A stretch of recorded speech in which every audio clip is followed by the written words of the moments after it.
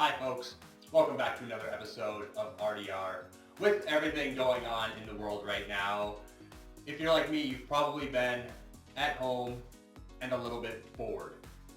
So I have been scouring for projects and things to do around my house, and one project that I've always wanted to do was document and log all my physical gaming media. All my PC games, my Nintendo 64 games, NES, Super, all the systems I own and all the games I owned, I wanted to have them documented and listed so I knew what I had. Now, you're probably thinking, well, a simple spreadsheet is simple enough to make, and that is true. However, I like something a little bit more robust, a little bit more fun than that, with the option to give me a spreadsheet. So I went to the internet and started looking at sites that offered what I was looking for, a way to document all this physical media. Luckily, in a Reddit post, the creator of a site called Completionator reached out saying they had a great database to do this. So I went to Completionator, made an account, and was beyond pleased with what I found. So let's just take a look at Completionator and what it offers in terms of documenting and logging your physical media. So in front of me here is my Completionator account. When you log in, you're going to be visited with, well, a blank page if you haven't put anything in there yet. I have completed all my systems. Now, what I found about this is you're not just typing in, add a game, typing in information and hitting save. You're looking for it in their database, finding the game that matches what you have, picking the system, and a whole bunch more than that.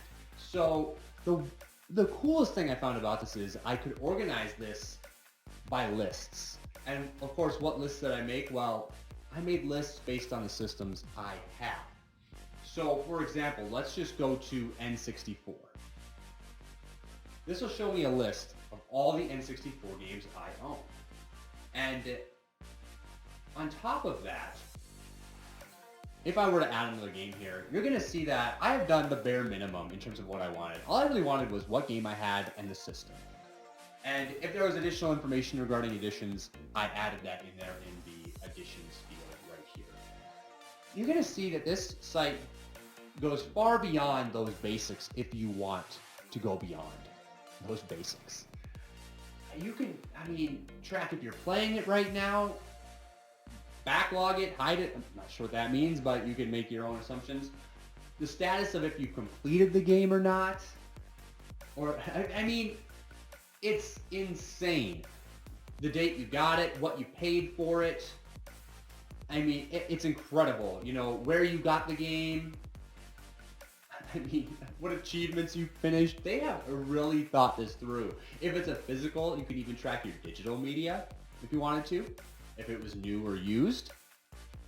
So that is incredible, in my opinion. I find that just to be so cool. If I wanted to get that serious about these lists, I could.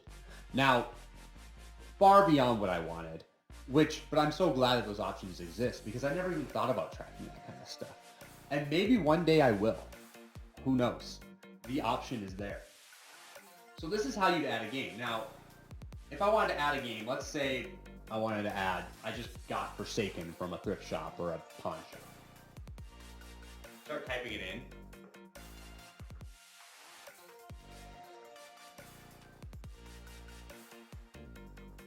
And you're going to see that it starts to populate games. That's the game I want. I can then grab my platform and any other information I want to add here. The coolest thing about this site is after you add it, and I'm not going to add this game, I already have it. We'll track the value, the estimated value of that game. Now these prices, for some games I feel like are grabbing the higher end asking price of what you could possibly get, but most of them are pretty accurate. It's pretty incredible. And it was fun to watch what potentially the value of my games are. based on as I add them. So I could see what the price is, add another, see it jump, and know, wow, that game's worth 20 some bucks, potentially, potentially. But cool nonetheless that they have gone that extra mile. So, and I mean, you can look at more than one list. You can look at games that are in duplicate lists. Of course, I haven't done that. And by more than one list, I mean you can look at your whole collection by not selecting a list, I should clarify. But as you can see, my collection right now, based off of all these systems, including PC games, which is by far the most, I have 299 games estimated at a value of just over $1,800. Of course, that is a high-end asking price I would think of everything I have. The funniest thing I thought though was of all these lists and all these games, the console games have money. Now I don't know if they're just not tracking PC yet, but my PC list of games, which is very high, has an estimated value of $0. Which I think is just hilarious and probably pretty realistic because PC software just doesn't retain any value. It really doesn't. And so I wasn't that surprised. I mean, this is the first list I added, and doing so, I thought, well, I don't know what that means. I must be doing something wrong with the estimated value. And then I started to add my console games and saw that value actually populate. And I always thought that was pretty cool. And again, the prices are not that far off from what lots of stuff sells for. They are the higher end, I would say. But I did find it funny that my PC list of games has absolutely nothing in terms of value, which makes sense. They're all from the thrift store. I'm paying 50 cents to $1 a game, typically. And most of the games you'll see here, other than ones I've gotten as a kid, are games from the thrift store.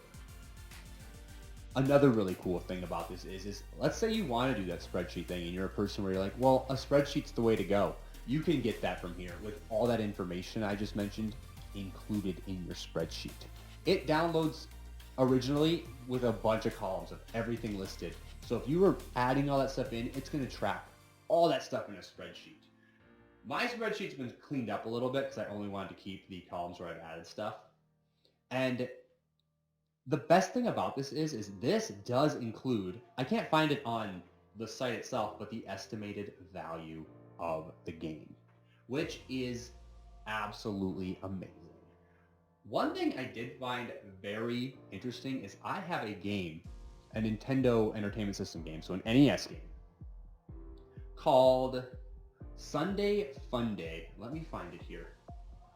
And when I added it, I was floored at how the price just shot through the roof in terms of my NES collection. And let me just track it down here. Here it is.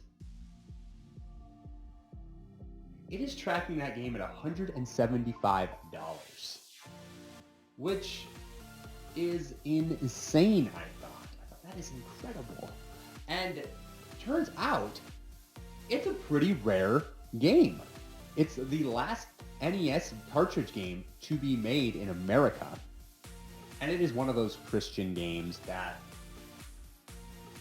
I never really enjoyed playing. I think I got it from my grandma or something like that. It was a hard game, from what I remember. Very hard. But wow, I don't have anything else in my collection that has a price tag like that. But it is fun to kind of see what potentially stuff could go for, you know? And it's cool to see a lot of my, a lot of these games I did buy had price tags. Maybe there may be a little bit more now, which makes sense.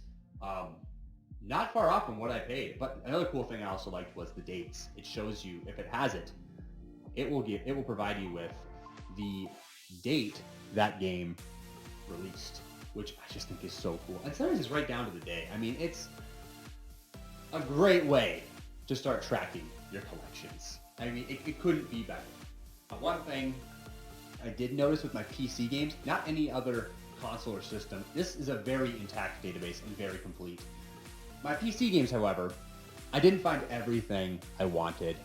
Mostly games that were Hasbro games from the mid-90s.